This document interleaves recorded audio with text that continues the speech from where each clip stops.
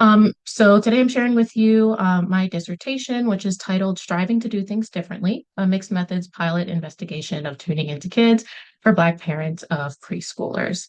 So I've been working on this study specifically for the past year and a half, but it's kind of just expanded my own interest, and I'll talk a little bit about that as I go along.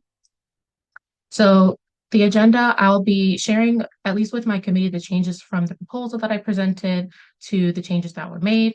I'll give some context in the introduction, research questions, and then the methods, and then really getting into the results, conclusions for what it means, and then some discussion at the end.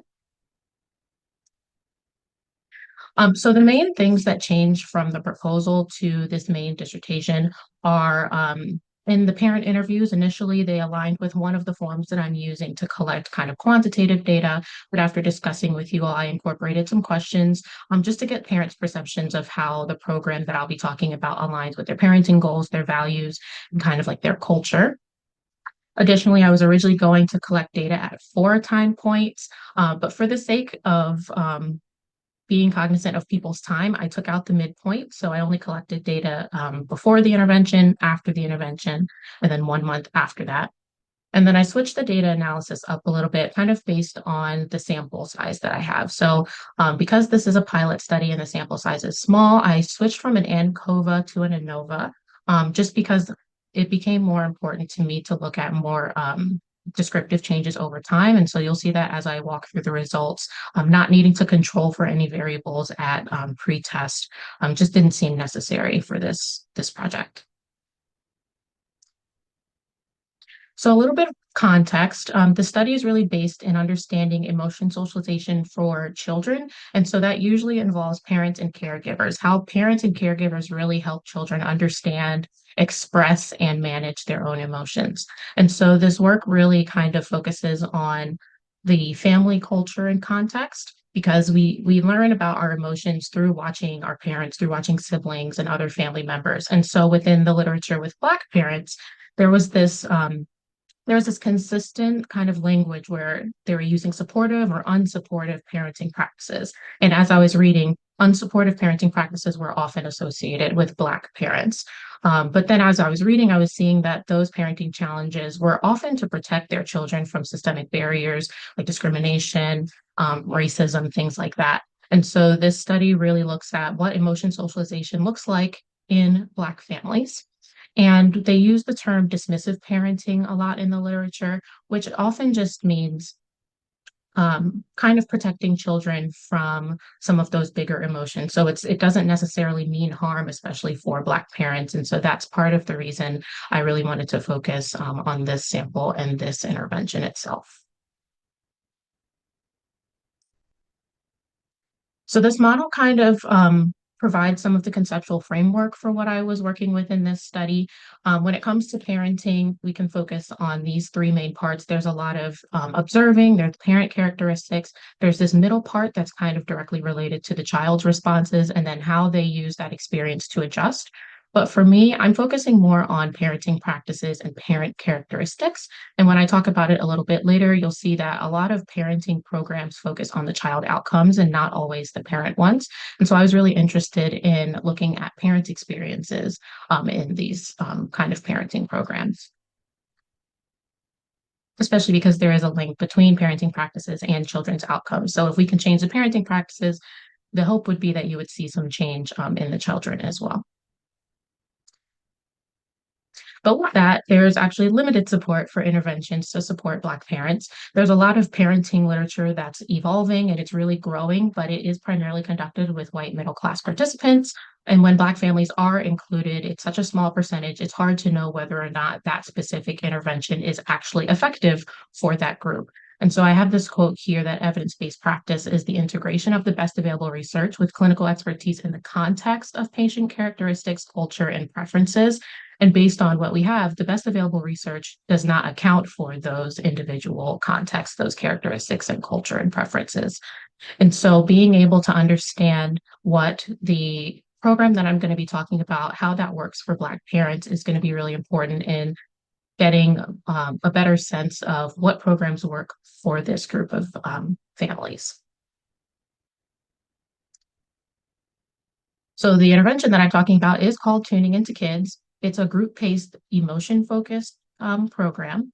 A lot of parenting programs actually have more of a behavioral component where they're trying to address behavior change in children, but this one really focuses on change in parents' awareness of their own emotions, growing in their positive parenting practices, and then helping children regulate and manage their own emotions. So we're not necessarily looking at how to change behaviors we might consider problematic or destructive, but really helping children understand their emotions. And in turn, the hope would be that would change some of the behavior along the way.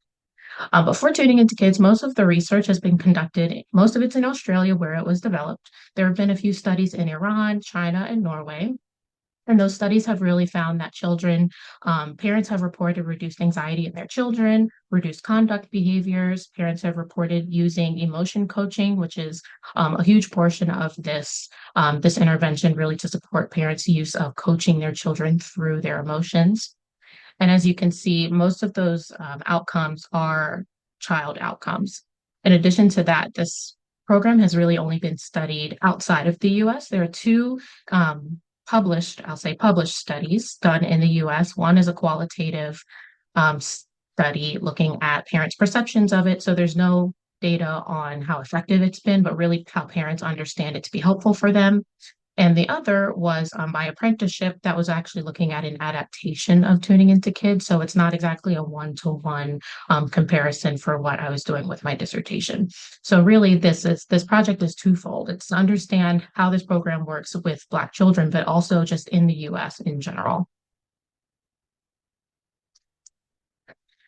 So like I said, the current study is a mixed method study. So I collected quantitative surveys and I did conduct qualitative interviews with parents. There were 9 parents in the intervention group who received Tuning Into Kids and 12 parents in the waitlist control group. So they received the intervention after collecting all of that data. And I included information like fidelity checklists to make sure that I was delivering the intervention with fidelity. I was looking at parental emotion socialization practices and beliefs. So, how many of those negative or positive parenting practices they report that they use, parents' emotion regulation, so how they're able to be aware of their own regulation in addition to how they're teaching their children, and then parent reported emotional competence in their preschoolers. And just as a note, the children were not involved in the intervention itself. And then lastly, acceptability measures to see how parents responded to it, if they felt it was acceptable for the intended purpose. And then the qualitative parent interviews really kind of address all of those different measures that I also collected. So just quickly going through the research questions. My first question was about fidelity engagement. So are Black parents engaged in and completing tuning into kids? Are they completing it? Was I delivering it with fidelity and were parents actually engaged in the intervention itself? And then, as I said, my primary outcomes were the parent variables. So is tuning into kids an effective program to improve Black parents' emotion regulation? So their own regulation. Is tuning into kids effective in changing Black parents' beliefs using emotion coaching parenting styles? Is tuning into kids effective in increasing Black parents' use of positive emotion socialization practices? So some examples are those are emotion-focused practices, problem-focused ones, and expressive encouragement in their children. Since the children weren't directly involved in the study, I wanted to still collect some outcomes for them. So is tuning into kids effective in indirectly improving children's social emotional competence? And then my last question about the acceptability. Do Black parents find tuning into kids to be an acceptable and feasible program? So within the methods, the target goal was to recruit 20 parents and randomly assign them into 2 groups. I recruited 126 participants using Qualtrics between February and April of last year. 103 of them ended up being excluded for a variety of reasons. Either the child was too young, they didn't report, they didn't identify as being Black, they didn't meet my self-regulation criteria. But they also, some of them were flagged as bots within the Qualtrics system, or some people did not complete the consent form after they were deemed eligible. And so I ended up with 23 participants who were randomized into both groups. There were 11 parents in the Tuning Into Kids group and 12 in the waitlist control group. And then 2 parents in the treatment group ended up dropping out before we started. So with that, I only ended up analyzing 21 participants with the quantitative measures, and then I had 6 of the 9 parents in the treatment group complete interviews. So this is kind of just a snapshot of the parents that were involved in the study. As you can see, there's really not a huge difference between the 2 groups in ethnicity, the relationship to the child, and education. Most of the parents identified as African American, and I did have one parent identify as Jamaican. And aside from that, this group was highly educated, had at least some college. Most were working full time, and then here at the bottom, you can see the ratings that they rated on those key variables did not differ across each group.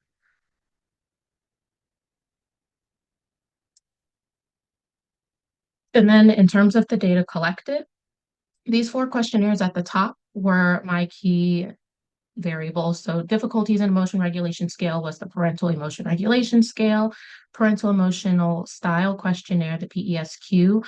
That one asked the questions about emotion coaching and emotion dismissing. The coping with children's negative emotion scales are those emotion socialization practices, so whether they're using positive or more negative ones. And then the Devereaux Early Childhood Assessment for Preschoolers gets at that question of emotional competence in children. And so both parents in both groups completed all 4 of those measures pre, post, and at the 1 month follow-up. During the implementation phase for the first group, I collected participant attendance, so whether or not the parents participated in the weekly sessions, there were 6 of them. And then one of my research assistants did fidelity checklists to make sure that I was maintaining fidelity. So during that time, I was not collecting any information from the waitlist control group, but they were given access to a book on raising emotionally intelligent children. They weren't given specific instructions about reading the book. They weren't required to read the book. But that was just something to kind of keep them involved until they were able to get access to the intervention at the end. And so after that follow up, then I did the interviews with the parents in the treatment group, and then the parents in the waitlist group had their chance with Tuning Into Kids. So quickly going into data analyses. So for the fidelity engagement, I calculated percentages for this one. So for engagement, I was looking at the number of parents who completed 5 or more sessions of Tuning Into Kids. So Tuning Into Kids is 6 sessions, and according to the developers, they consider it complete if you complete 5 or more sessions. And then for fidelity, like I mentioned earlier, there were fidelity checklists in the manual for Tuning Into Kids. And so one of my research assistants went through and did the checklist there. And so high fidelity is compared to 80%, which is kind of the standard across intervention research. For efficacy in both parent and child outcomes, seeing how effective the intervention was for the treatment group, I used an ANOVA to see if there were any main effects of condition or time or interaction effects, but really focusing on the descriptive data to look at trends across all parent and child variables. For acceptability, I use the treatment evaluation questionnaire for parents, and this asks a lot of questions related to whether or not they thought the treatment was acceptable, whether or not parents thought it was effective, and even about how much time it took to participate in the study. And so the numbers in these parentheses are kind of the threshold, this 110. If it meets that criteria, then that's considered highly acceptable. And then these 3 for these subscales are considered adequate. So lastly, the parent interviews addressed all of my other questions, so engagement, efficacy, acceptability, but it also addressed the perception of alignment with their culture, parenting practices, and things like that. So just as a reminder, only 6 of the 9 parents who participated in the treatment group completed interviews. Some just didn't have time for another session. Some did not respond at all. And then one consistently no-showed. So at the end, I had 6 parent interviews and really did some exploratory analysis with those. I didn't have a standardized code book that I was using. And so we really wanted to look at the emergent themes that kind of came from the data, especially given that it was such a small group. Okay.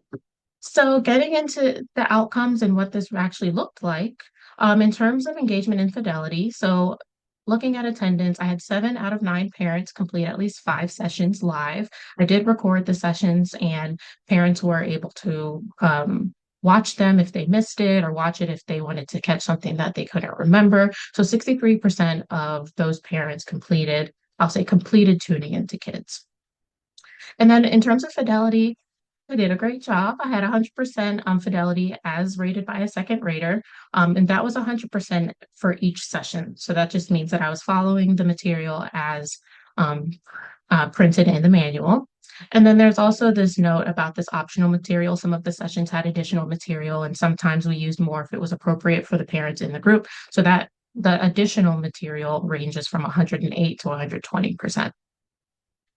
And I just want to share a couple of quotes from parents when they were asked about how engaged they were. They really liked being able to work with each other. So one parent said, I really liked more when we were bouncing ideas off of each other as parents, more so than like the lecture style. And the lecture style was me. So they really appreciated that going back and forth with each other. But then there was this other variability when people's cameras were off or people weren't as participatory. How could you tell when people were really engaged and certain people were engaged versus other parents? Or maybe they weren't. And so that kind of speaks to some technological challenges of not being able to see people when you're talking to them, or if no one's talking at all. How do you know if people are actually sitting behind that camera? So the first question for the parent variables is tuning into kids an effective program to improve Black parent emotion regulation. So in terms of the statistical analyses, there wasn't any statistical difference in emotion regulation. But there was this main effect of time for difficulty engaging in goal-directed behavior and lack of emotional clarity, which I think is interesting. That just means that both groups saw an improvement over time. And so looking here at this graph, this is the total subscale of the difficulties. A decrease in score means that they had less and fewer difficulties with their emotion regulation. So you can see here, the waitlist control group didn't see as much of a drop or an improvement in their ability to regulate their emotion, but our tuning into kids group here showed a much larger improvement, a 14-point reduction in difficulties versus 4-point. And so that just shows that trend. Not saying it was statistically significant, but just noting that there was a greater change for the parents in the treatment group. One quote from a parent when they were asked about it, they said, I'm not 100% a different person, but in one group we talked about like emotion regulation. So definitely when I'm more regulated and when I feel like I'm more calm and able to be there for him, I'm definitely more clued in and using tips and tools provided versus just shooting him down. And so that really speaks to this parent's ability to recognize that when they're better able to regulate, they're also better able to respond to their child's needs and emotions. In terms of emotion coaching and emotion dismissing, I found this really interesting. So is tuning into kids effective in changing Black parents' beliefs using emotion coaching parenting styles? And we see this interesting trend, at least for the tuning into kids group. You see with emotion coaching, parents reported a little bit more emotion coaching between pre and post, but after that 1 month of not having the group, it kind of goes back down a little bit again. And you see the same thing with emotion dismissing. We're seeing fewer emotion dismissing while in the program, and then without it for a month, it goes back up a little bit. And so that might indicate that, not having direct communication with the program over time, maybe the effects don't last as long. And then you can see with the waitlist control group, this one was pretty constant, and this one also did not change as much. So just an example of a couple of things parents noted about that. One parent said, I don't think a lot of people know or think that having those emotions is okay. And I think that was important in just being okay with talking about their emotions and then kind of just guiding them to letting them solve their problem. And so that's a huge part of emotion coaching is instead of you jumping in and solving a child's problem, it's coaching them through them being able to problem solve. And then another parent said, before I would seriously tune him out at times, like, I don't have time to listen to this. Like, we got to go, we got to do this, we got to do that. But now, not all the time. But I will say there's been an increase of my listening, like really listening to what he's saying and posing questions to him or telling him like it's okay to feel that way. And so listening was a huge theme that kind of emerged from the interviews. Parents were taking more time to listen to their child and not reacting so quickly. And so I think that these two quotes are a really good example of some of the takeaways that parents got from being in the intervention. For emotion socialization practices, there are so many different ones that I didn't think it would be helpful to see a graph of that. But knowing again, no statistically significant change for either positive or negative, but we did see an improvement for positive practices, specifically the problem focused ones and the expressive encouragement. So parents were more likely to have more problem focused reactions rather than some of those bigger reactionary ones. And they were also using more they're also encouraging their child to express their emotions a bit more. And in addition to that, there was a reduction in some of these negative practices that are actually associated a lot with emotion dismissing. So parents weren't distressed as much as when they responded to their children. There weren't as many punitive reactions like punishments or minimization reactions, kind of like dismissing or, kind of putting aside a child's emotions. And one parent noted, I think the strategy and the intervention actually goes a long way in correcting some ways and in giving some extra insights on how to deal with problems occurring between parents and children and the way we educate them. And so giving them the ability to use different strategies or tools to work with their children's emotions has been something that emerged quite a bit in some of those interviews as well. And then when it comes to the parent reported social emotional competence, we saw a similar increase in both, but there is a bit of a difference here where there's a greater change for the waitlist control group than there was for the treatment group, which I think is very interesting. And it might be because those parents had access to a book that was specifically about raising emotionally intelligent children, whereas the program did a lot more than that. So if they were using that book, that might be why we saw that greater change. And in the interviews, it was interesting because most parents did share that their children had improved in their ability to express or label their emotions. So one parent said, I feel like he was just able to express himself more and tell about his emotions. He felt more comfortable talking about his emotions and just kind of just feeling more so free to just, I guess, behave in a certain way. But on the flip side, children almost became so comfortable that parents were then experiencing some behavioral challenges. So one parent said it kind of backfires and that he does feel that comfort to kind of whine and kind of just be more comfortable being upset. And so this parent spoke more about their child's comfort almost being an avenue for more disruptive behaviors. And then in terms of treatment acceptability, so essentially what buy-in do we have from parents and how they feel about the program? So the average acceptability was 95.7. So compared to that 110, this is more moderate acceptability. That 110 score would be considered high acceptability.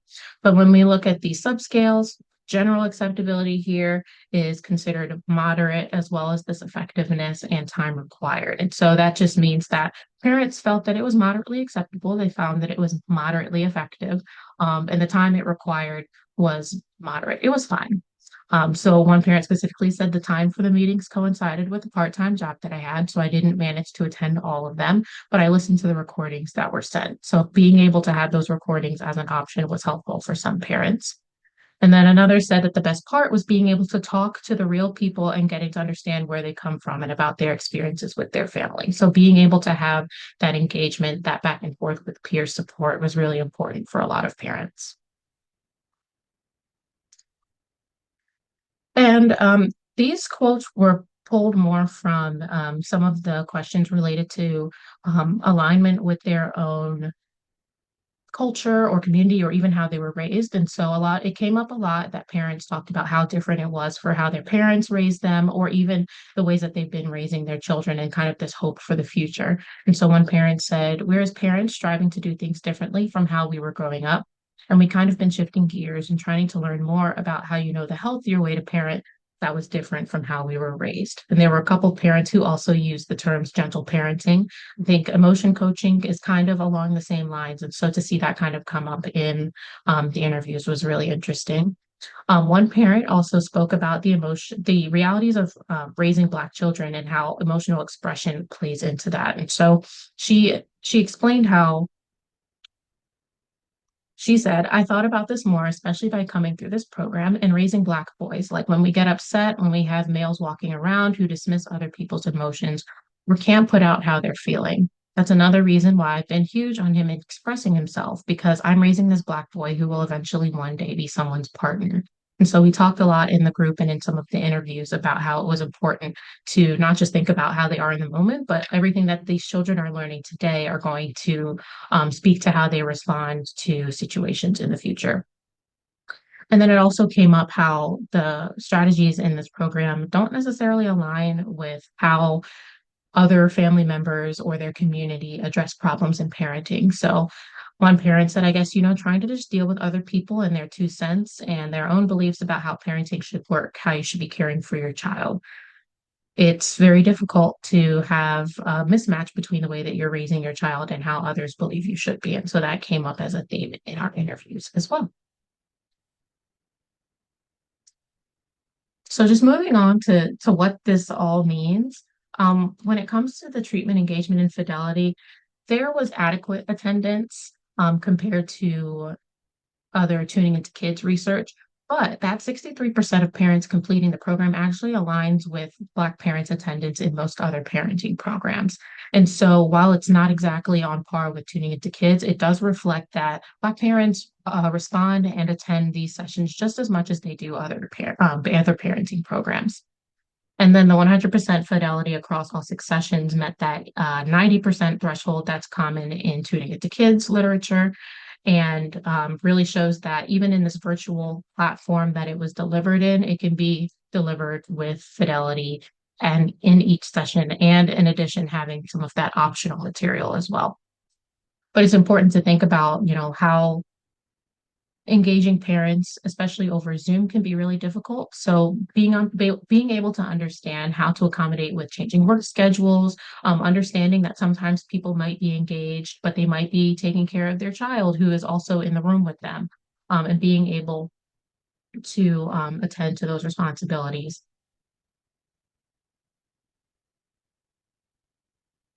With parent variables, again, not the statistics of it, but the general trends kind of align with the rest of the tuning into kids literature. We see the improvement in emotion regulation from a couple of studies that were conducted by the Australian team. We saw minimal improvements in emotion coaching, which it's always interesting looking at that literature because there's always a greater improvement in the reductions in emotion dismissing than there are in improvements in emotion coaching after these studies are completed. And so for Black parents, especially, they had a greater reduction in the negative emotional socialization practices that's also aligning with other parenting programs.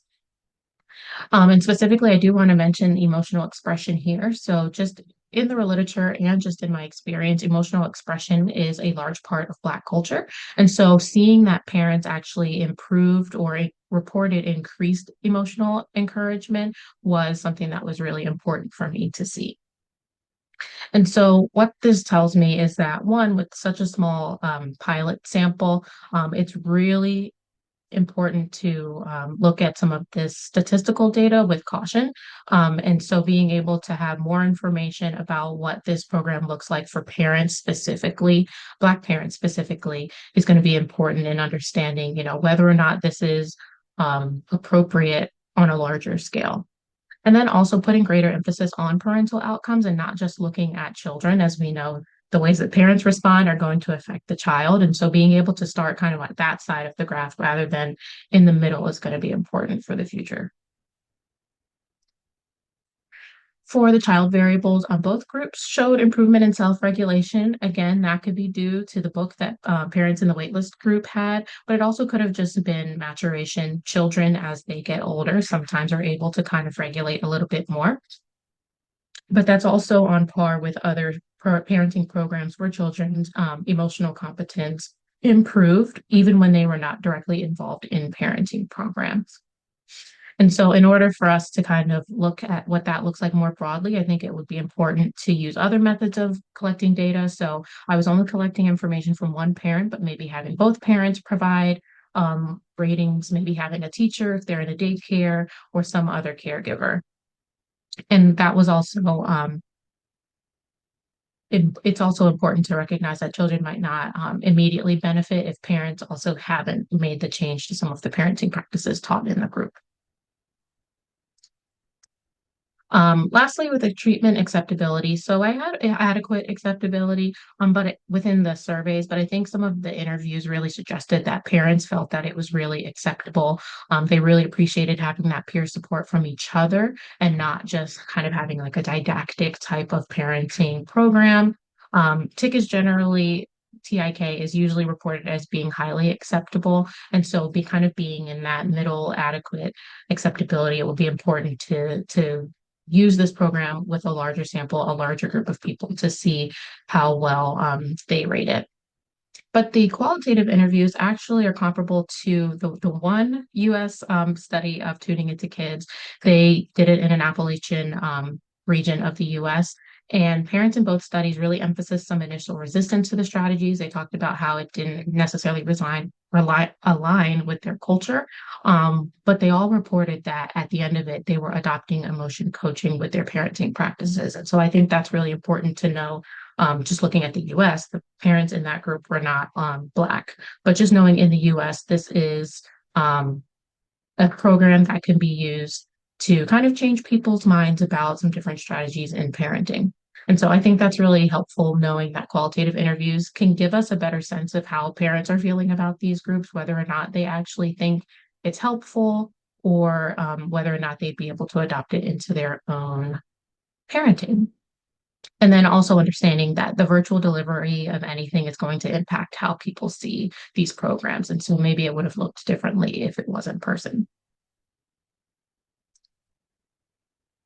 All right, so I just want to go over some limitations. I've talked about this a lot, but the sample size was small, and that was the intention. But understanding that with a small sample size, and I lost two parents in my treatment group, I can't necessarily generalize these results to the broader Black population within the US. So it would be important to have a larger sample and be able to assess whether or not this would be appropriate or broadly. Additionally, the self-report measures, parents were the reporters on everything, on their own changes and their child's change. And so it might be important to have other modes of data collection, like I mentioned, having multiple raters, maybe bringing them into a lab and doing some observations and having more objective raters would be helpful to see what strategies parents are using and how their children are responding to it. And then the last one are just technological challenges. We had a couple of sessions where parents were kind of popping in and out at the beginning because of technical issues, and they ended up getting it under control, but that also led to some loss of content as well. So implications for research, I've mentioned that there's a need for tuning into kids to be examined with a more diverse, a greater sample. Like I said, there have only been a few here in the US that have been published. And so even just looking at tuning into kids in the United States, but I think it's also important to understand whether or not tuning into kids is an appropriate intervention for Black parents in the US. And then extending that literature. So, like I said, a lot of the parenting literature is very behaviorally based. So, understanding whether or not solely emotion focused parenting programs are actually effective in, challenging some of the behaviorally based parenting strategies. Looking more at virtual delivery of parenting programs. So there's a lot of research to suggest that virtually delivered parenting programs are just as effective as in-person ones. But for tuning into kids, there's not a lot, if any, of any research published looking at its virtual delivery. And then for future research, also leaning more on parent voice. So not just using the quantitative measures, but also just speaking directly to parents in some of those interviews to get their own perspectives. And lastly, implications for practice. They align really well with the research implications, but like I said, not every child needs a behavior management strategy. Some just need to better understand their emotional development. And so having that as an option for families, I think is really important.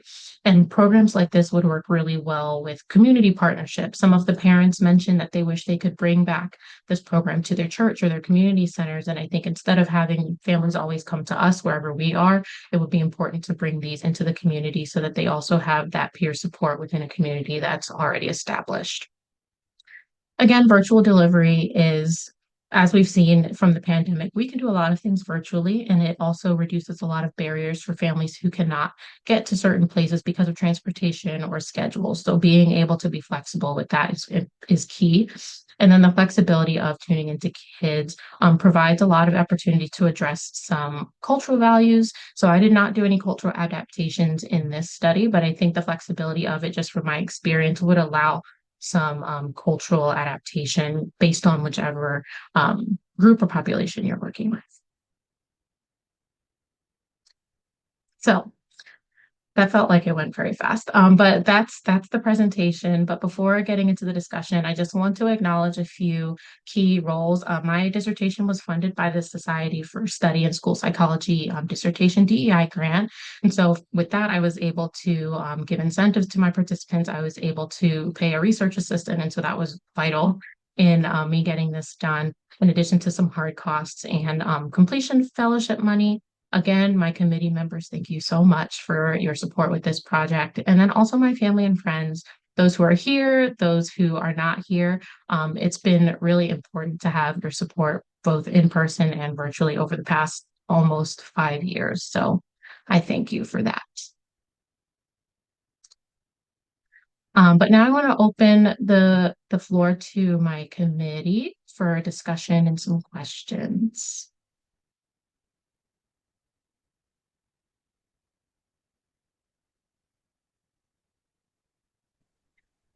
Briana, I'll go ahead and jump in here unless someone else would like to go first. But really excellent job on your written and oral delivery of your dissertation. I've enjoyed getting to know you throughout your dissertation studies as well as discussing your project with you the past couple of years. I just have a few questions just to kind of facilitate a discussion as you've addressed about your dissertation. And I'm more just curious about your thoughts about your study and as you are growing in your expertise around this topic. So don't at all feel intimidated by my questions or anything. I'm generally just interested in your thoughts and how you've come to develop over the course of the past few years as you worked on your dissertation. So my questions have to do with your interest in the TIK program, some of the cultural practices in your sample, and what you might attribute a problem-focused parenting to. And then I have a couple of questions about differential effects of the outcomes that you found, as well as thinking about measuring, if you decide to move forward with this work, the quality of engagement for your particular study. So first, can you tell me why you were interested in the TIK program? What piqued your interest about this particular socialization program as opposed to others? Sure. I was kind of this started I believe it was the summer before my first year in the program, and I knew that I was interested in social emotional development in the early years. So I was just kind of looking around at different parenting programs. I was interested more in the parenting aspect than the direct intervention with children, just because that early childhood time is so important for children and their parents.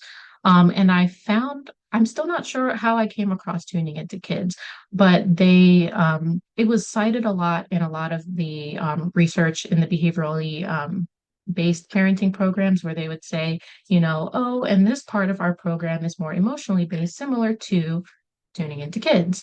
And so I was kind of thinking, like, okay, what is this? And I really appreciated that it didn't start with behavior management. It really started from the underlying, potentially the underlying issue of maybe these behaviors are coming from dysregulation for children. And so I really appreciated that it took more time to kind of give education to parents about what development, your emotional development looks like around that age and how to kind of give like a tiered approach to teaching your child how to regulate it itself.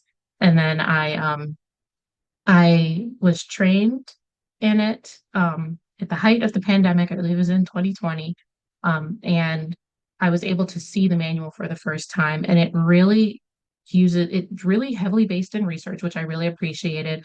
But it also really boils it down to the basics of what you need to understand to help your child kind of explore and regulate their own emotions. And so being able to see that it also had the effects on the behavior, I think was really important to me rather than a behavior management program with an emotion component, if that makes sense. Thank you, that does. So just as you've talked about in your dissertation, it sounds like the TIK program is much more strengths-based and really pulls out some of the skills that African American parents, like the emotion expression, already kind of have innately. Mhm. Um, and so that's a really important selling point about this particular program. What might you attribute? You mentioned in the written part of your dissertation, which was really, again, really well done, strong writing, high quality um, work here. I really enjoyed reading it. Um, so you mentioned that one family in particular uh, was more focused on problem-focused parenting, or problem-focused parenting is kind of a salient theme in the African American community. Why might that be the case, do you think? That's a good question. I've thought about that. I just my thoughts. I think that when I was talking about how Black parents often, at least in the US, parent their children almost in preparation of how to navigate the world. A lot of that comes in problem solving in different situations. So it doesn't necessarily always reflect what the child's feeling in the moment. So I actually think that the increase in problem focused reactions, I would be interested um, why the emotion focused reactions did not increase as much. I think part of that is that we're problem solvers. You don't, as parents in general, don't want their children to have to navigate all of these difficult barriers and situations, but specifically with Black parents, there's just this need to get your child out of a situation that might be problematic or might be more destructive if it's not handled more quickly. So I think that could probably be part of why that one saw a spike. And in the emotion coaching framework, that last step of helping your child problem solve, I think that is probably the hardest one for parents to get because parents want to jump in and solve the problem themselves. And so I could understand that that one probably saw an increase in, as opposed to like the emotion focused ones. Thank you. No, as a mother of a 3-year-old, I can totally understand the problem focus. You just, like one parent in the qualitative data reported that they just need to go and they need to get going with whatever they need to do. So your explanation makes perfect sense, as well as the cultural implications for why the African American parents in your sample were more problem focused in their parenting. One final question, and I will and I will uh, let others jump in here. I do have a few more other questions, but don't want to take up too much time. So with the fidelity of the intervention, um, as it relates to the quality of the engagement. So you kept data on whether parents showed up and if they completed the sessions or not, which is great. How might you further increase the rigor of thinking about the quality of engagement? I think you alluded to this a little bit in your writing. Um, when so how would you increase the rigor of assessing whether families were the level of engagement? So beyond just whether they showed up or not, what other variables might you look at to assess the quality of their engagement? Well, I think part of it also would be requiring that cameras were on. So different parents had their cameras on at different times. And so once they were off, I didn't necessarily know what was going on. But I think for when it comes to that, having some kind of post-session check-in. So whether it's like a home activities assignment. So we did have home activities within the program, but it was like practice this strategy that we talked about today, and we'll talk about it in the next session. And so that's kind of how I use the home activities within the manual. But I think being able to have parents actually fill out the forms that are in the manual, having them actually do that and do some check-ins throughout the week, either through, a link where they're reporting on how much they're using. I think that would probably be more helpful in understanding their engagement. I did have a lot of parents who were messaging in the chat, which was really great during the sessions, but I think that sometimes made it hard to facilitate conversation in the larger group. A lot of them did report that they were talking more in the breakout rooms, and I tried not to pop into them because I didn't want to kind of be a barrier to some of that. But maybe next time it's also me just popping in, facilitating some of the role playing they were doing, being able to actually see them engaged in the work in the middle of the session. Thank you, Briana. Thank you. I can go next. Sorry, frog in my throat. Good job, Briana. It's really wonderful to hear your work and to read all of your very well detailed report of that work. My interest is similar to Dr. Vaughman in that I just like parenting intervention, and I'm interested in what you've learned from this study. And so I think what I'm really interested in is your thoughts on who did and did not participate and who did and did not find the program acceptable, and what you might have learned from that and how that's informing your thinking moving forward. So to start with, who did and did not participate, I was interested in the fact that you got so much interest and many people didn't either meet your eligibility criteria, or a few didn't continue to participate. So I guess your thoughts on recruitment, and would you change anything different in the future to try to recruit a more targeted sample and not have to screen so many participants? Yes. So originally I was trying to reach out directly to daycares in Michigan. But at that point of recruitment, there were a lot of changes happening. We were starting with Head Start, but they were going over like structural changes, so that wasn't working out. And then some of the other groups I was reaching out to, I really wasn't getting a whole lot of response. And so that's kind of when I was leaning more on like a social media kind of recruitment strategy. I don't love it. And I think that, moving forward, me having community connections, I think would be more appropriate to actually get people who are interested and will follow through with it. Because once I opened it kind of with social media, it was kind of just luck of the draw, like who sees the link, who's interested. But then that increase of bots that I was seeing was really hard to navigate as well. So I think having community connections and having partners in the community to really have a more targeted group would have been way more helpful in having people be more engaged and be more involved in the actual participation of the group. Yeah, that makes sense. And just to normalize it, I think it's something we all experience in trying to recruit parents of little kids to do intervention work. But yeah, it's great to hear your thoughts. So my other question is about those families who attended fewer sessions. So those who attended fewer than, what you would have expected for being fully engaged. Do you think there's things that could be changed to increase engagement amongst those parents in particular? Yeah, I think that having check-ins, so the sessions were every week, but I even think that touch point in the middle of the week in between would have been helpful with parents asking, how just asking like how things are going. Is there anything that I can support you with and kind of staying engaged? The ones I do think having the recordings helped some of those parents who missed a lot of sessions, but that's not always possible, especially if you're doing this in person, you can't necessarily record everything. And even the way that I shared the recording, I was still trying to be protective of the other people in the group. And so I actually only shared the audio recording. So I told them, you can listen to it like it's a podcast and you have the slides and, it's like that. But that's a little different from, actually being able to see the group. So I would say those touch points, those check-ins throughout the week and throughout the session, aside from kind of just the weekly, would probably be a little bit more helpful in keeping them engaged. Mm-hmm. What also stood out to me was that I think you had a few parents comment on how much they valued that time with the other parents to talk. And I wonder if you think, like, what do you think is happening during that sharing that might be particularly potent for families? So I started popping into the breakout rooms toward the end of the sessions once we had been doing the role play a little bit, and some of the parents were saying that they really appreciated being able to hear what's not working for other parents.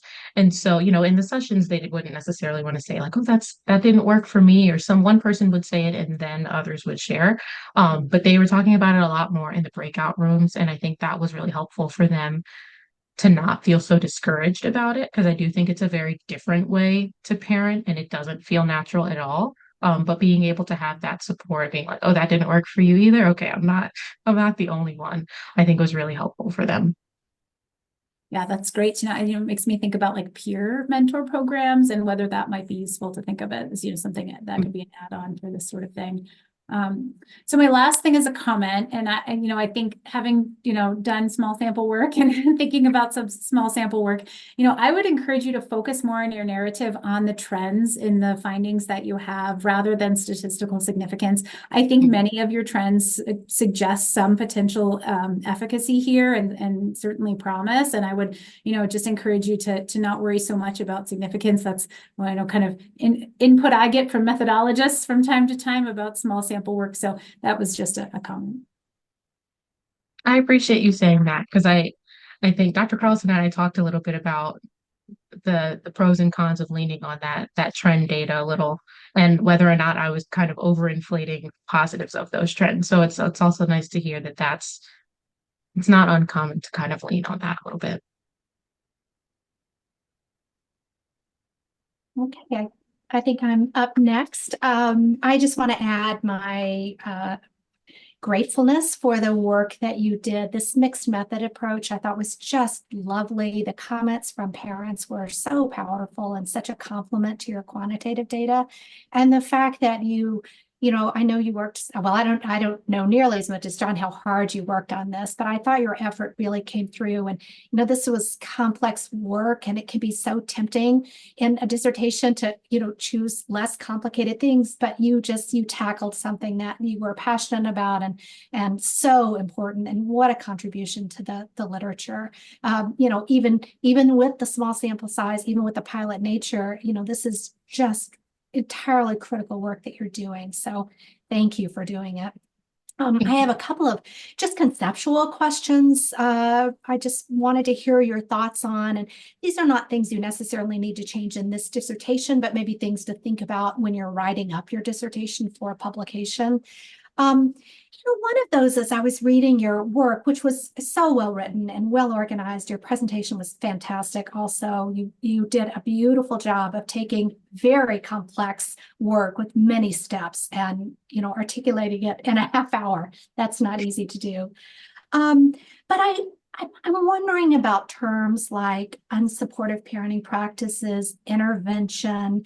You're really wanting to come at your work from a strength-based perspective and to highlight the strengths of Black parents.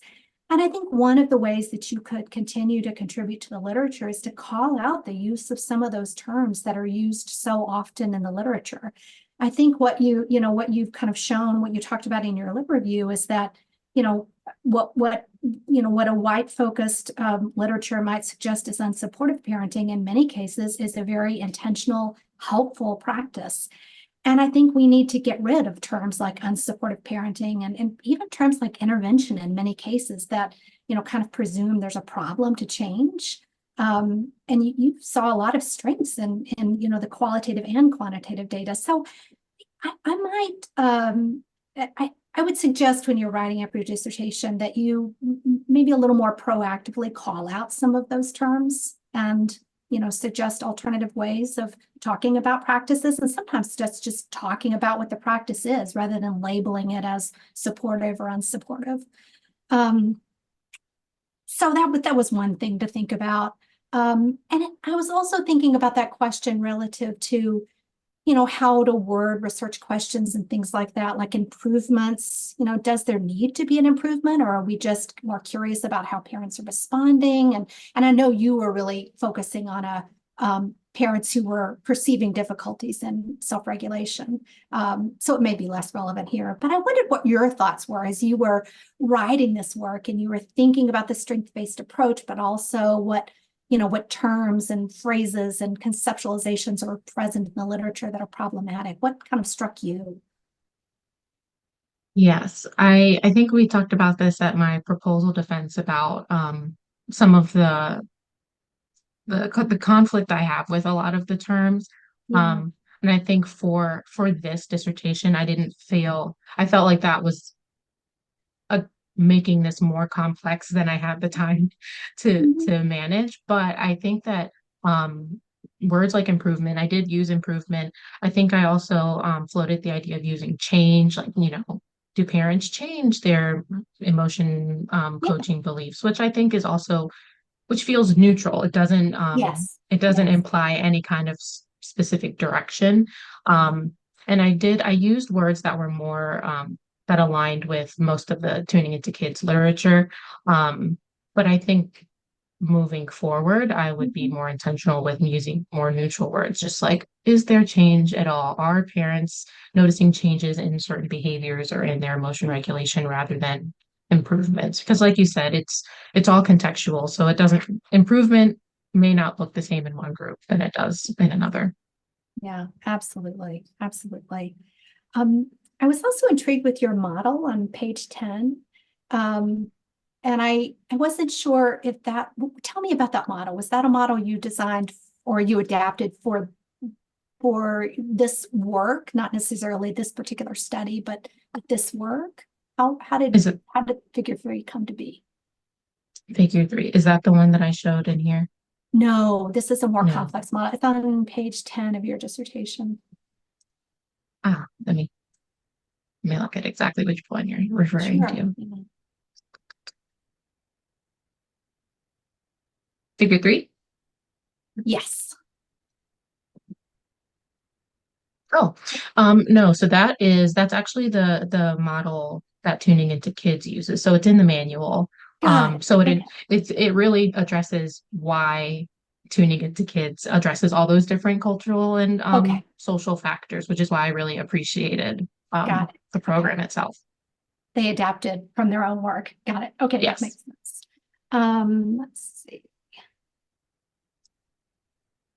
Oh yeah, and then other than that, I had some kind of editorial thoughts, and I think one of the tables, it looks like in the text you talk about creating means, but it doesn't look like means are in the table. But I can send that to you all over email. That's just a minor thing to to change.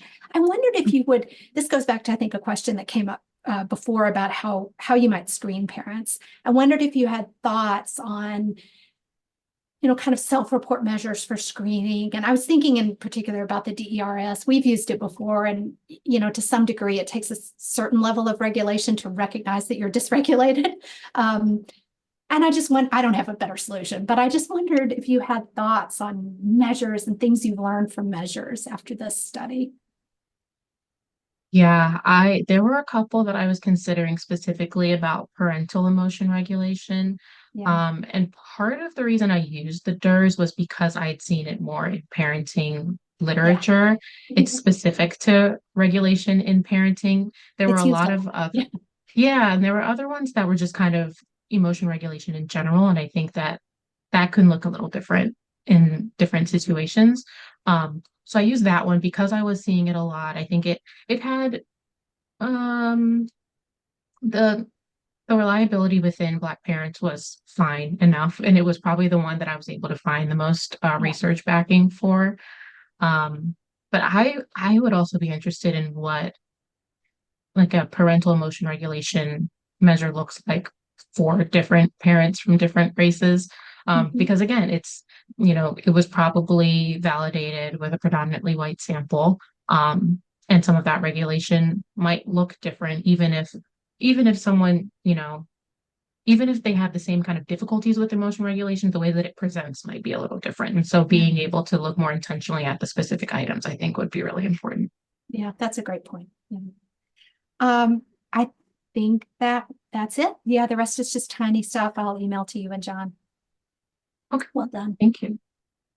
Hey, thank you, committee members, for your great questions, feedback, insightful, critical look at Brianna's paper as well as her presentation today.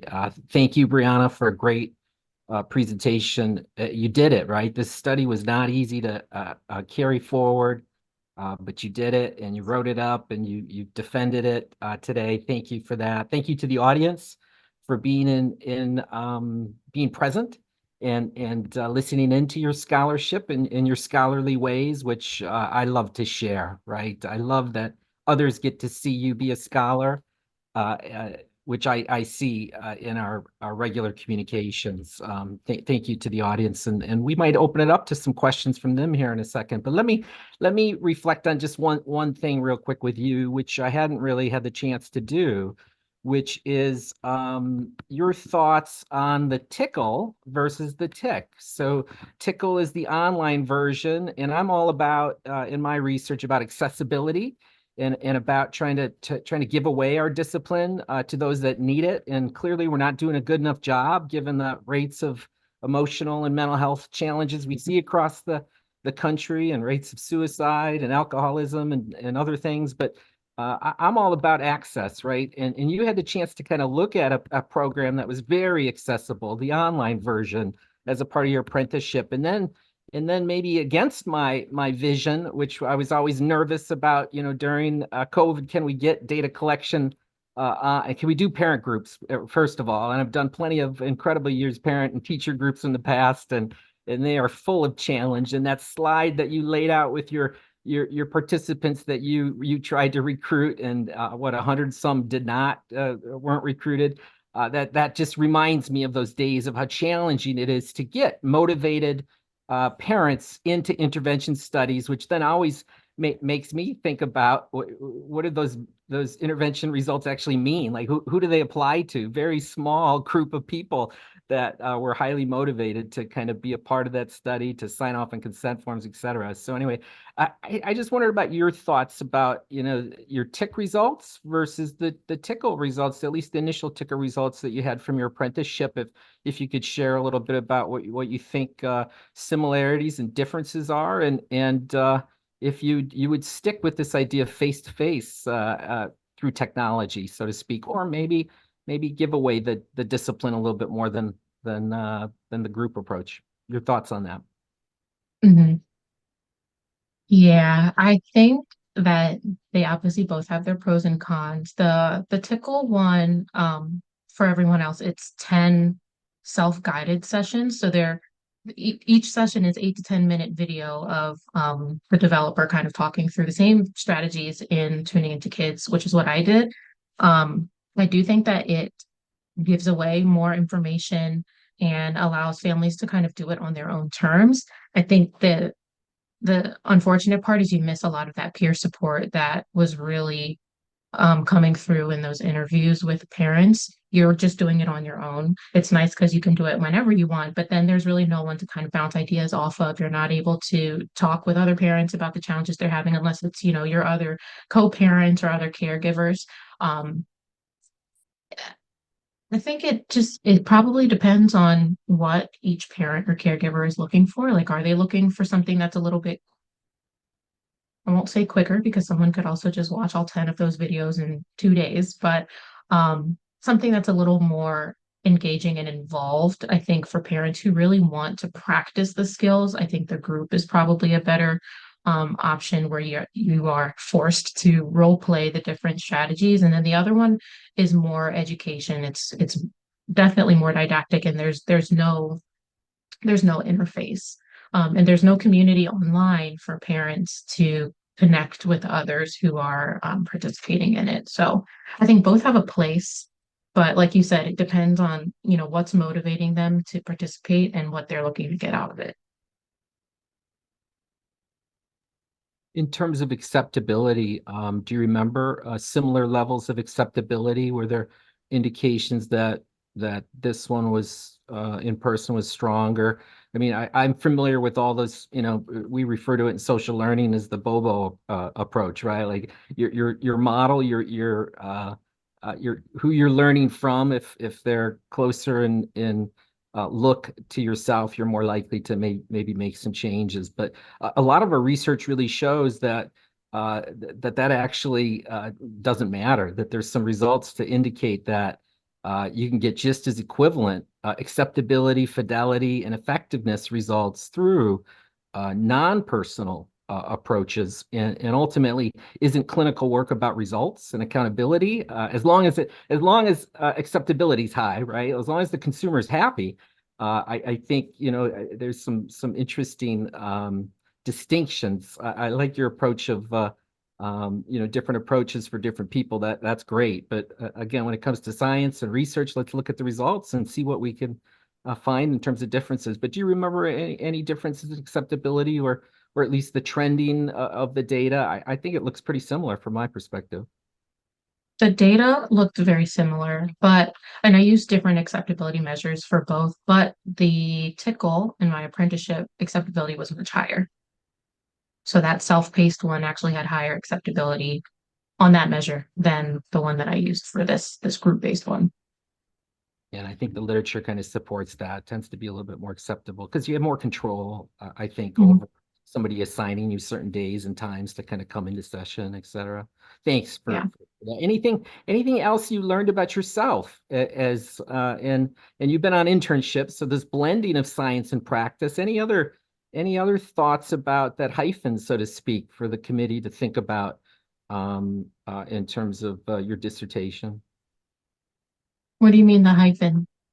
Well, you've been engaged in practice 24/7 probably for a Yeah. long time, and you've been doing this dissertation on the side, right, at night and on weekends, and just amazing work that you did. But your lens, so to speak, is really being formed from a clinical perspective this year, Mhm. and you've been trying to do this research kind of on top of that. And I just wondered, what, if anything, from this flooding of clinical work that you've been doing has integrated, or had you think about integration of that work related to your dissertation topic, or parenting or early childhood? Yeah, I think from doing, like you said, like clinical work all week and then this on the side, I do see a future with myself doing more like clinical research. I think it's also I'm noticing that I'm leaning more toward more community-based work and being able to have those partnerships with communities. And so even in some of the postdoc positions I'm applying to, I've noticed that a lot of them have some kind of community partnership where they're going into the community and doing this clinical work and also having their research with it as well. Um, so just kind of seeing how the two can work hand in hand, where it's not so separate like it has been for me the past few years, but being able to see what it looks like, um, kind of splitting my time, or it's definitely something that I see for myself. Hey, thank you so much for sharing those thoughts about your professional identity. As you know, that's essential as you're going forward and thinking about postdoctoral placements and who you are, what you want to do, and I appreciate those reflections. Before we open it up to questions to the general group, is there anything else from the committee in terms of questions you'd like to ask?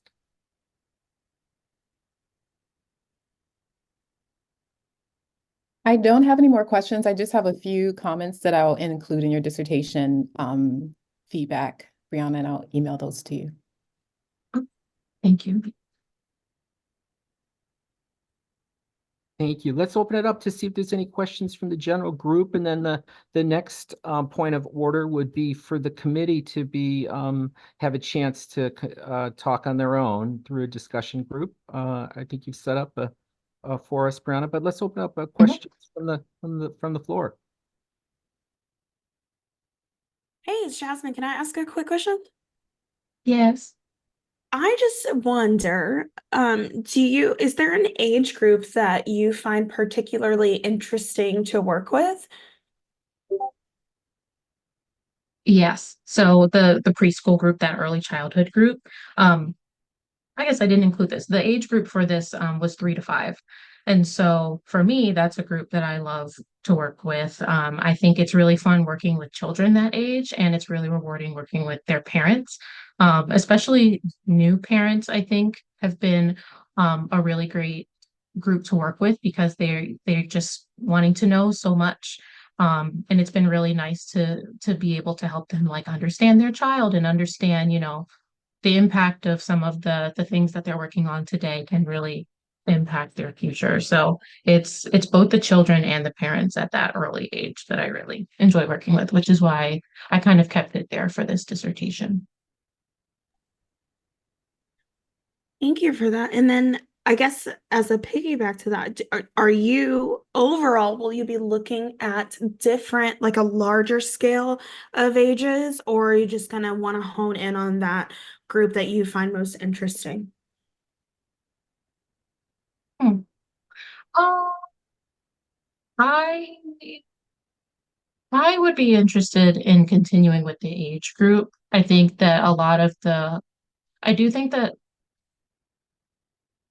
I don't know, parenting programs change as the children get older, and they are not as hands-on just because children get more independence and they don't always want, their parents in the way.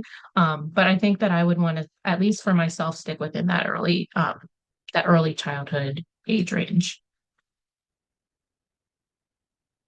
Thank you. That was a great presentation. Those were the two questions I had. Thank you. Thanks, Jazz.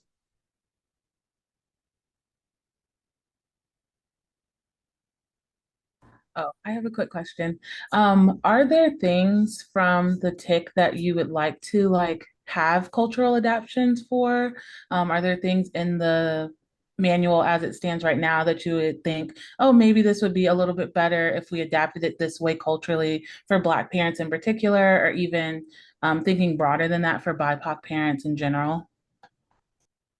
Yeah, I think part of the manual is that it uses a lot of videos. So one, some of the difficulties with the videos is that they were all filmed by Australians, and so sometimes I always had to preface it with they all have Australian accents. Some of the language they're using is not the language that we use, and so that was, I think, being able to have some of the, because they were usually just role play things, so they didn't necessarily need to be by the developers. So having um some videos that reflected the people who were in the groups. So it's not just all Australian people, it would be people in the US and then people from different races and ethnicities is something that I think would be really important.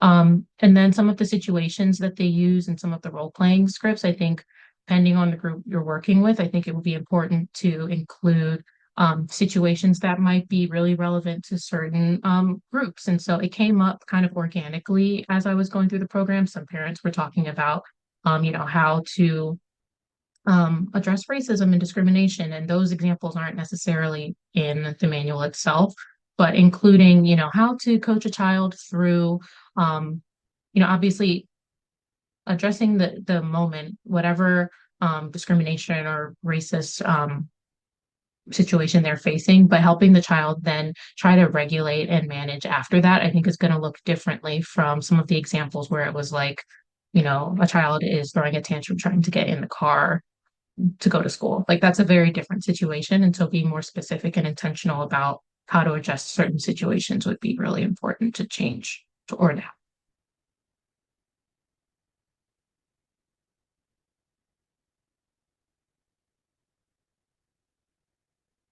Yes, the racial socialization and emotion regulation, that part.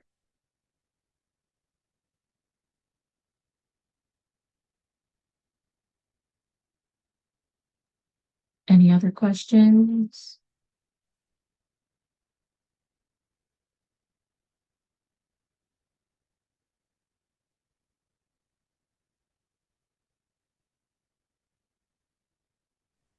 Let us, as a committee, go and chat for just a little bit. Briana, I think I can drop you a message back when we're ready to come back. Is that how we want to do it?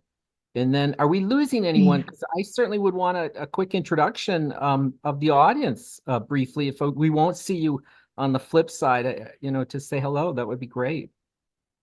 Everyone gonna hold on? All right. Okay, I think they're holding on. We can hold on. Okay, so I think I can open the room and there shouldn't be a time limit on it. So I think you can just come back. But Okay. Dr. Wellman, I don't see, let me see if I can add you to this room because I don't see you in my committee room.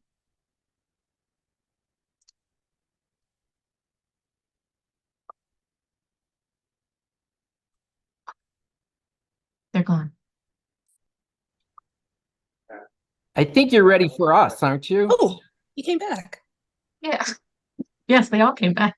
Hey, that was 6 minutes in length, Briana. I think you know what that means. Congratulations, amazing work with your paper and your oral defense. You have an approved dissertation defense paper with some minor revisions. You've heard a few of those revisions. We'll review them together like we always do. You know, we'll set up that little summary of the feedback and how we're going to make some changes, and then we'll get that draft into the library shortly. Thank you. Yay. Congratulations. Great work. Thank you, everyone. Thank Congratulations, you. Briana. Thanks. Yay, Well done. Bree. You Well did done. it. Congrats. So next steps is what you want to share with the committee. What's next for you, Briana? I mean, I heard an academician that I'd like to learn from in the future. You know, do we have a career in academia? You know, clearly we need to replace guys like me in this profession. And will you please join our group in school psychology, or at least be that faculty member out there somewhere in a medical school or I don't know, but you're a scholar, Briana. Congratulations, and fill everyone in on what your next steps are. Yeah, so I don't know that full-time academia is my journey, but so at least near future, most of the postdoc positions I'm applying to are within academic medical settings. And so there are opportunities for like future training of trainees. There's some teaching opportunities there. And then there's also some component of research. I was trying to find opportunities that had some kind of research in it. And so I know that I want that to be a part of my career long term. I think I'm still trying to figure out how much. And I know you think it should just be in it and it's there, but I'm still trying to figure that out. It'll be there.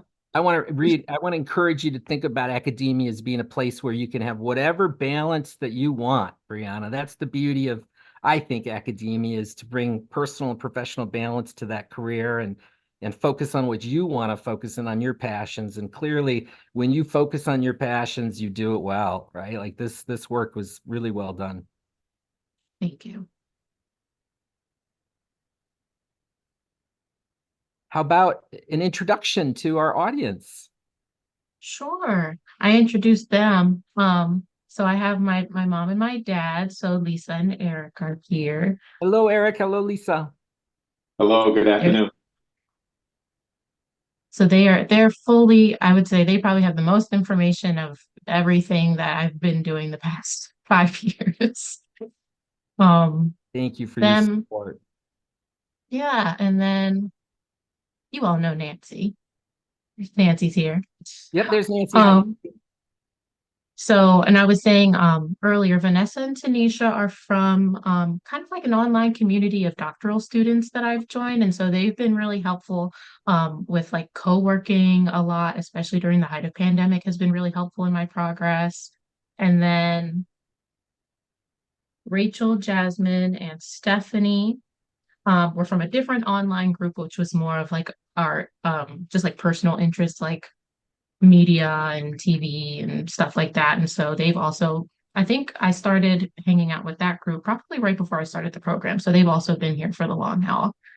And then in addition to my parents, I also have my Aunt Phyllis and my cousin Carla who are here. And then some other family and friends who had to leave. But this is my village. These are my people. I was asking about favorite age groups because I have 2 kids and I guess, oh my gosh, what, Bree, like 2 years ago, maybe 3, you were asking me questions about my daughter when I guess at the time she was like 4 or something. But anyway, that's why I was asking about age groups because I was filling out questions for her like, wow, these are very in depth. This is really good. So to see it come to fruition today is amazing. Yeah, Jasmine's daughter helped me with when we were doing the Basque in Dr. Rispoli's class. Thank you. That's awesome. Love this group. And will I see most of you at graduation in person? I love You'll it. see some of them. I hope so. Hope so too. Look forward to shaking your hand in person, all of you, saying hello and greeting you and celebrating that special day for Briana. Congratulations again, Briana. Can't wait to see you and meet more of your family or meet you all in person at graduation. Yes, thank you. Briana, you and I are going to meet for just a little bit, just so you know. But if others want to hang out and listen, that's great too. But thank you all. Really appreciate this chance to have a public forum like we used to in the old days. Like it a lot. Thank you for having us. Thanks for Okay. coming Yes, by. thank you for the invite, Briana. Thanks for having us, Absolutely. and congrats, Bree. Thank you. Go girl. Congratulations, Bree. Mama. Congrats. We're so proud of you. Thank you. What other applications?